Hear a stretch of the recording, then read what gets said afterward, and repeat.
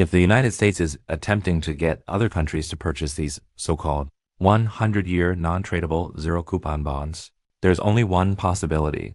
Those countries would have to be the defeated nations that lost in war are the only ones that might sign such a humiliating, unequal agreement. I can't even imagine the kind of logic America elites are working with. If they admit that America is on the brink of a debt crisis, it means America is no longer powerful enough to force other countries into signing such a disgraceful deal. If they had the ability to make others sign such agreements, there wouldn't even be a need for America to be saved in the first place. Hello, I'm Jeffrey. Welcome to Just Spit Out As Today, April 230, 2025. I want to talk about the Mar-a-Lago agreement is pure nonsense. There has been a lot of buzz about a proposed political agenda for Trump, with the Mar-a-Lago agreement being a central point. One of its most significant aspects is supposed to resolve America's debt crisis. How, you ask? The plan mainly revolves around debt restructuring and debt swaps.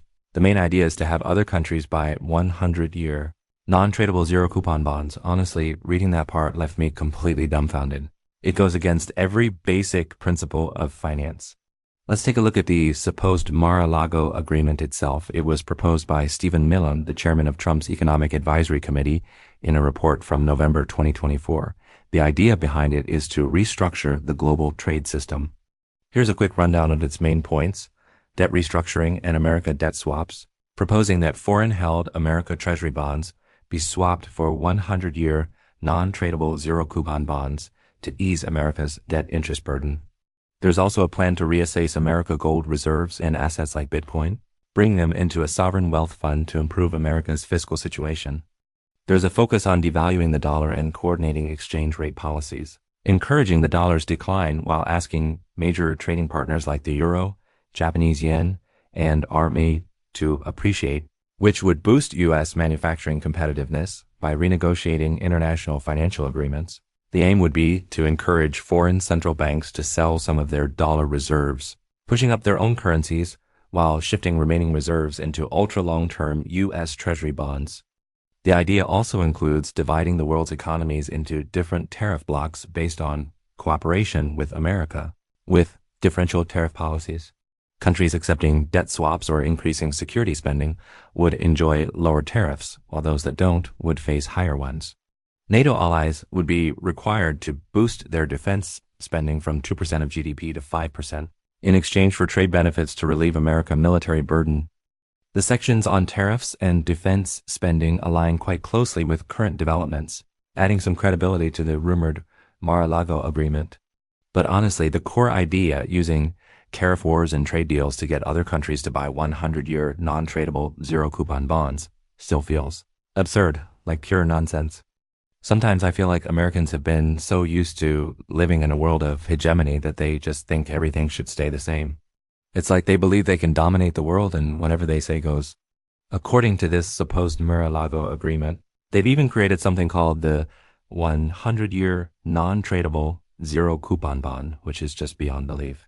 A 100-year non-tradable bond with zero interest. Is that really even a bond? It has no interest, can't be traded, and won't mature for a century. Who knows if America will even exist in 100 years? This is absurd. I think the brains behind this idea are probably not made of anything more intelligent than glue, maybe even worse. They seem to think that whatever they say, others have to comply. Even if it's America colonies like Japan, South Korea, or Europe, they can't be 100% forced into these kinds of deals, can they? Buying these bonds is practically the same as just handing over money to America. If such bonds actually exist, they'd be worthless in financial terms. For the Americans to try and force others to buy these bonds, they must be out of their minds. Let's do some quick math to show just how absurd this 100-year zero-coupon, non-tradable bond idea is. Looking back 100 years, America dollar was not yet the global currency it is today. In 1925, America was on the brink of the stock market crash and the Great Depression.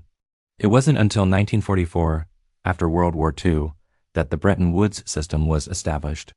The core of Bretton Woods was the dollar being tied to gold and other currencies tied to the dollar. That made the dollar the core of international trade, at least in the Western world.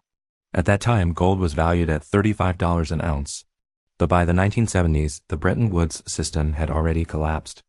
America was in a fiscal crisis, printing money to fund the Vietnam War, leading to serious inflation. The dollar depreciated so much that France's Charles de Gaulle threatened to send a navy to bring back America gold reserves. In the end, Bretton Woods dissolved. Now, let's look at the last 80 years.